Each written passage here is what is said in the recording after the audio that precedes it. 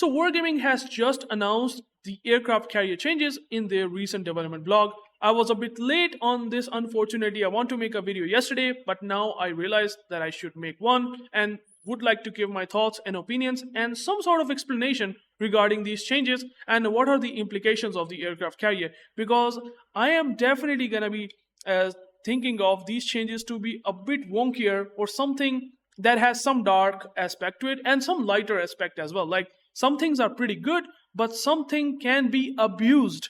And I will explain that in this video, so don't worry about that. But overall, the TLDR would be that these changes are pretty nice. The interaction will be improved. We will talk about it if you are interested to watch this whole video. So, by the way guys, if you have not subscribed to my channel and if you are a viewer for a long time, please subscribe so that you can just watch the video if I come up with in the next one. So that would help me a lot. It will be a motivation booster. Also, if you are interested in getting into my Discord, this is the Discord that I have recently created. Everyone can join. It's pretty free. You can even talk to me if you have any issues whatsoever. You can go and join to the community. There are some players who have joined and they are talking with each other. And that's a good thing that we have some small sort of community. And I will be definitely helping you guys during that if you join it. And if you want to get a step up further, you can also join my Patreon. The link in the description below. You can go and check that out. I have come up with some very, very reasonable paid memberships which will give you tons of benefits. Okay? And if you have watched my video for a long time, then you should try to at least go for the membership and you will definitely see a huge change. At least I will give you a ton of priority and you can just go and check out these perks that I will give alongside many other things. Just go and check out the memberships. I would be very happy and I would be very thankful for directly supporting me. With that said, let's talk about the aircraft carrier changes quickly and the implications related to it. So basically, Wargaming is saying in the first paragraph that these are the tweaks, quality of life features, and improvement of the aerial spotting and visibility mechanics. So these are more towards that. These points are more towards the spotting. Let's talk about that, what these points are and how they will impact the gameplay of certain ships. So, on-fire detectability reduced. Ships on fire will now have their air detectability increased by 2 km, down from 3 km.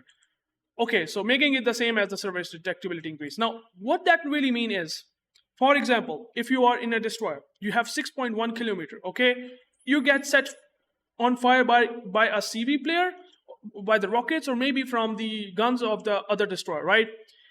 If you have fire, your aerial detectability usually increased by 3 km, which is 1 km higher by the surface detectability, which is 2 km. So if you are getting spotted surface to surface, that with fire will be from 6.1 to 8.1. But the aerial detectability will be increased by 3 km, not 2 km. So it's slightly higher for some weird reason. But in this case, Wargaming is standardizing the range. Now we have only 2 km spotting, aerial spotting specifically, okay? So it's down from 3 to 2. I hope that makes sense, okay? Which is a good thing. So the carriers might be having slightly less spotting advantage. So if the carrier having planes going around, and if the destroyer is set on fire, the enemy destroyer is on fire, and he want to disengage, well, you have a bit more room to disengage, right? Because it's now from 3 km to 2 km, right? So these are the things that can somewhat help a lot if you are running away, taking huge damage, because that's where the fire can be a devastating thing. The spotting can be a devastating thing from the CV, and I think this is a good change. I like it. I hope you guys like it as well. The second point is a unified aircraft spotting range. So what they are saying here, every plane, except for the jet planes, air jet planes, whatever, those are at tier 11, they have 15 km detection, but every plane will have a standard detection of 10 km. So what that really means is, the planes that are Shokaku, Shinano, the Hakuryu, these having 7.5 km torpedo, or not the torpedo, the detection range. So those are pretty sneaky torpedo bombers, right? And this is actually a nerf to them, because usually you get to the broadside, you don't get your plane spotted, by the way, at around 8 or 9 kilometers. So you have some sort of buffer if you are using torpedo bombers. For example, you have Shinano torpedo bombers, okay? They have 7.5 kilometer concealment. Now you do have like a way to just get into the broadside and speed your way up, entering in 7.5 kilometer area, and the battleship will instantly see you, or the cruiser, for example, instantly see you and have less reaction time. If they get spotted from 10 kilometer, he will have more time to dodge the torpedoes. But if they are getting spotted from 7.5 kilometer, well, that's a problem, because the reaction time will be significantly low, right? So that's where this standard range of 10 kilometer will be a buff, I would say, for the players who are having more situational awareness, right? So they will have more reaction time and they can dodge the torpedo bombers, right? And that's why this is a nerf to Shokaku, to Shinano, to Hakuryu, to Sekiryu, all of these torpedo bombers that have like really good concealment. And I think this is the only thing that's been nerfed in this paragraph or point. Otherwise, everyone has 10 kilometers, so nothing changes for anything else except for those torpedo bombers that you find on the Japanese planes. And that's basically it. The aerial detectability penalty for firing removed. Firing main battery guns no longer increases a ship aerial detectability. Now that is huge. It is so good for a destroyer player, for a cruiser player who are using the islands as cover. Now, what sometimes happens, like this is sometimes that literally happens, is the cruiser shooting the guns and the carriers have planes outside its AA. So carriers have no issues. They can hovering around. The cruiser AA is not working because they are outside the range of that AA.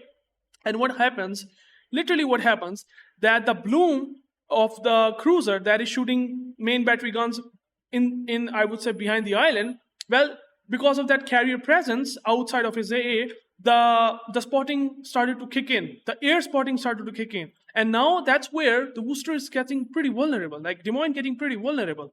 Any ship that is behind the islands, like even the destroyers that are using the islands as cover, if they have big aerial detectability, it's blooming because of that. And the battleships like, for example, the Vermont, the Thunderer, or I would say even any battleship that can literally overmatch you, he will literally smash you. The Bungo can take a very good chance of that aerial spotting, a random aerial spotting, because sometimes it's unintentional or sometimes it is intentional, right? If you put the fighter plane out there, yeah, that is a death sentence of a booster, right?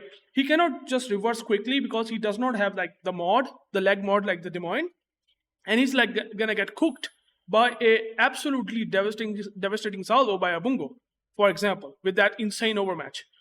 That thing changes that aerial detectability. Now, the carrier literally had to spot inside AA, if I'm not wrong. So the booster A is around 6.8 kilometer and the spotting as well. So the carrier literally has to use the planes or the fighter planes or the planes of his, like within that AA, not outside that AA, which means that the risk to reward will be significantly higher. Like the risk is higher for the carrier player. He has to lose planes to spot you now if you are behind the island as a cruiser player. I think this is a really good change. If you understand that, which I really hope it makes sense the way I have given you an example, that is what it does. Okay, the next thing, manual control secondaries. Again, I talked about before, something that destroyer players might not like, the reward that you can get right now shooting CV, if the CV is not good in using the planes, if he is not good in dropping the payload from the torpedoes, from the rockets, well, for them, this is a big buff. Now you're getting secondaries that you can control. Just like your main battery guns on the destroyer, on the cruiser or battleship, right? So the carriers can literally control the carrier itself and can shoot just like lightning, like here. So that is the very good example that UrAvgWarGaming kind of setting here, that now you can shoot. If the destroyers are very close range, around 6, 7, 8 kilometer, well, you can actually shoot them. You have the secondaries under manual control, and you also have the secondaries automatically as well controlled. So you do have all the features. Like this is a full buff giving you a defensive capability, right? So here, UrAvgWarGaming kind of talked about the ranges, okay? So the Germans have the highest range for the base and manual. Now, the base range means that this is controlled automatically, okay? This is automatic range. But the moment you control the carrier and just switch to the guns, like in this case, you will have increased range. So that's where you can use your either secondaries like automatic or the manual. Totally depends upon you and upon your situation.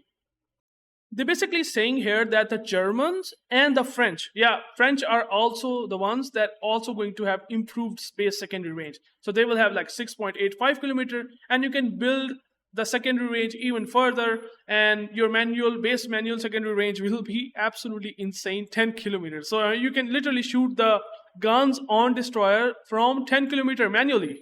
That's what it really says. And the improved ones are those carriers that are like Shinano. Shinano will be the one that have improved base secondary range compared to the standard. Standard will be like Midway. Standard will be like Hakuryu. Standard will be like A6. So they have like 5 kilometer base secondary range, while they're still gonna retain very, very impressive 9 kilometer manual secondary range. Yeah, now that is something that destroyer players might not like, because if they want to kill a carrier, they have to shoot, right?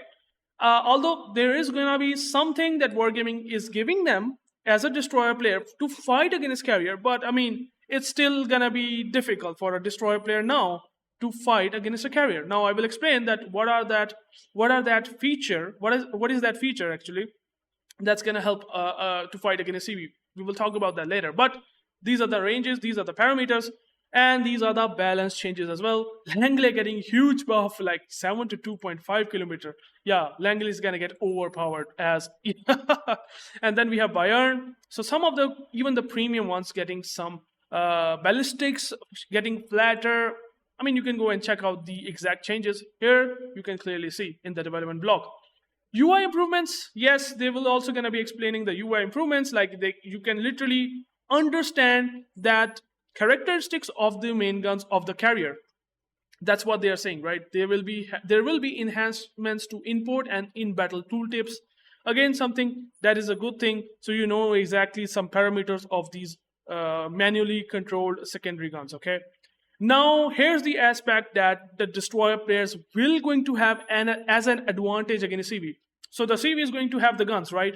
They can shoot back, they have a lot of HP. The destroyer might not be able to have that sustainability against carrier, right? But here's the thing. The fire and damage control changes is a huge thing for aircraft carriers. They are actually nerfing the fire duration.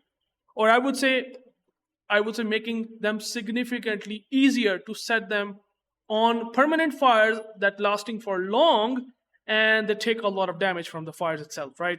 It used to be 5 seconds for only 1% damage per second. It used to be that. Right now we have this 5 seconds and 1% thing. But now, after the update 14.7 or whatever the change that they might implement, they will have 45 seconds of fire duration. Yes, carriers are getting insanely long fire duration. Even though something that they are doing here is the damage control party also getting updated. So the duration decreased from 60 to 30, which is again a huge thing. So you don't need to wait for like ridiculous 60 seconds before the DCB goes up and then you can set on fire. You can now set on fire after 30 seconds, and then you have a cooldown time of a full 70 seconds. So that is a buff to the carrier from 90 to 70. So, but that's still more than a minute of cooldown time, okay? So after the DCP, 30 seconds have passed. Now you can just set fires upon fires that will be lasting 45 seconds, that have a damage of 0.3 per second.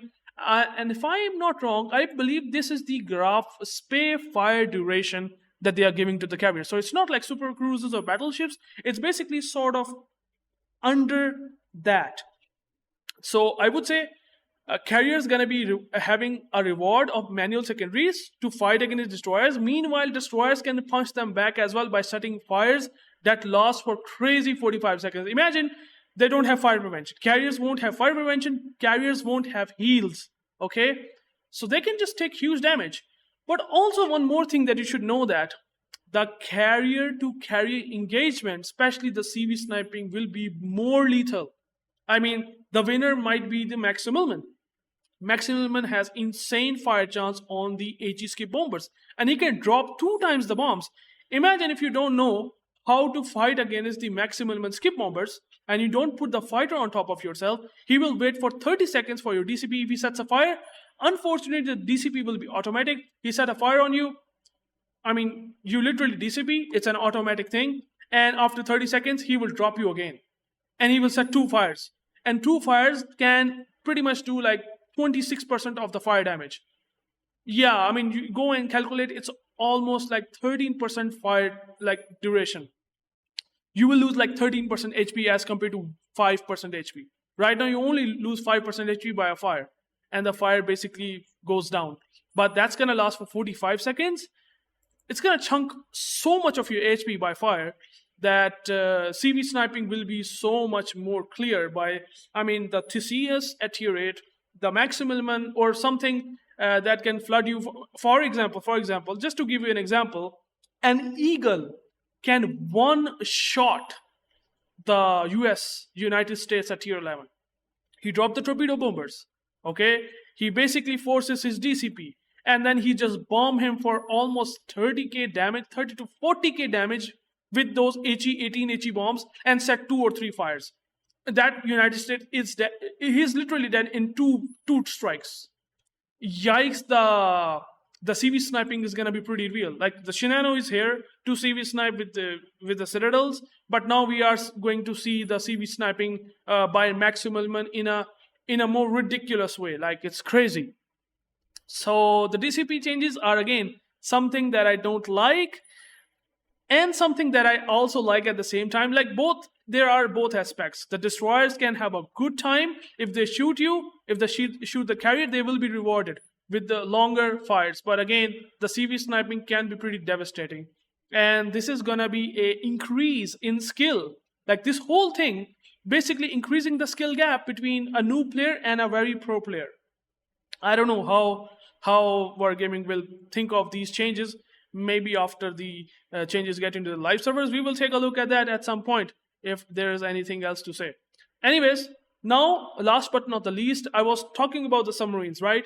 Well, here's the thing that's changing, and your survivability against the torpedo bombers and the submarine acoustic torpedoes, you're getting buffed against them. Now, how? Now, just to give you an example, if the torpedo hits on your bow, regardless of aerial, regardless of acoustic, or any torpedo right now, if it hits onto the bow, not your torpedo belt, which is quite thick, right, and has some negation to your, or I would say the damage that the destroyer can deal to you, because if, for example, the Yamato has 55% torpedo protection, you will take half the damage from that torpedo, right?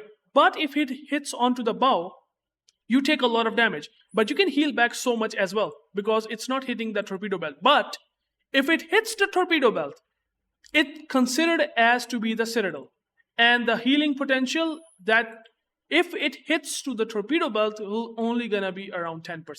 But in the upcoming change, what they are saying that if it hits the torpedo belt, you will going to heal more than 50%.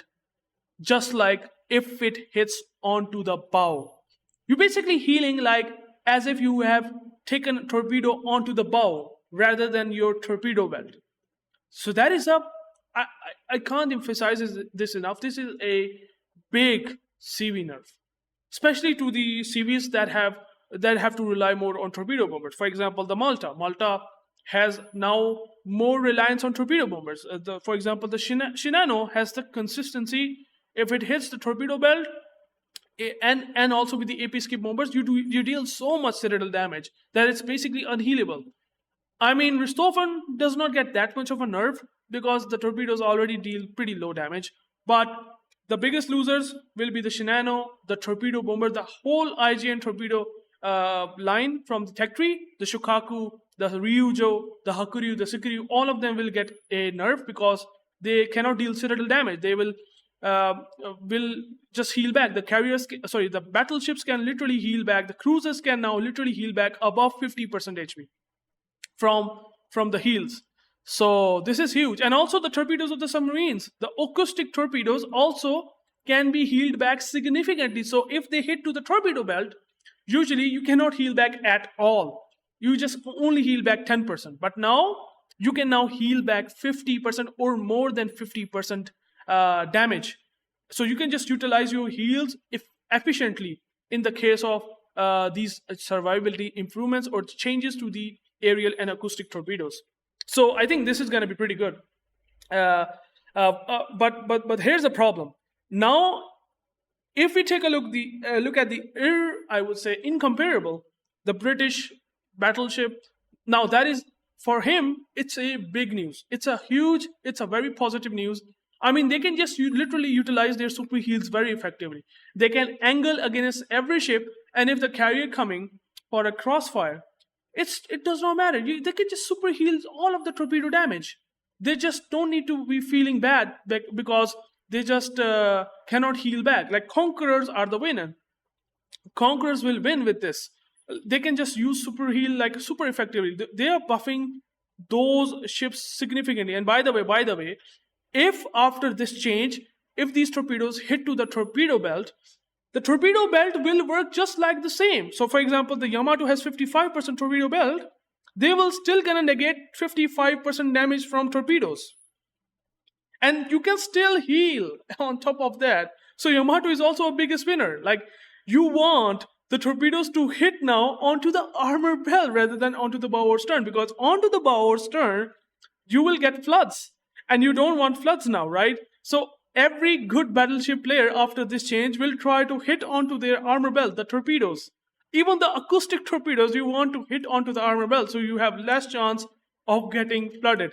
Again, something you can see. And then super heal battleships like San Vincent, just like I said, Incomparable, Conqueror, those are the big winners because they can just heal back significantly. They just don't need to feel bad about the torpedo bombers coming towards them because you can heal back. So some of the ships are pretty big winners. Some of the ships like Maximilian are pretty big winners with this fire duration. So what do you think about these changes? I think I have explained everything. Spotting changes, especially the firing penalty, aerial detectability. This is a massive win for the Des Moines or Worcester. Any ship behind the island, the destroyers behind the island, everyone getting some sort of quality of life of change. And well, this is basically what it is. Even the submarines, they will definitely gonna feel disappointed that they cannot now cripple a battleship. No, you cannot cripple a battleship with acoustic torpedoes. So that is the biggest loser, I would say, are the submarines. You still have AP skip bombers. You still have AP bombers. You still have rockets, right? You still can set fires. You still have like other mechanics going on. But submarines only have acoustic torpedoes. U4501, I-5644, the upcoming submarine also have only acoustic torpedoes. So those are the biggest losers. I mean, just think of this. Please let me know in the comments. What do you think about these changes? I have explained everything that I possibly can. And well, that is basically it for me. Thank you guys for watching. If you have any question, let me know in the comments. And till then, take care. Peace out.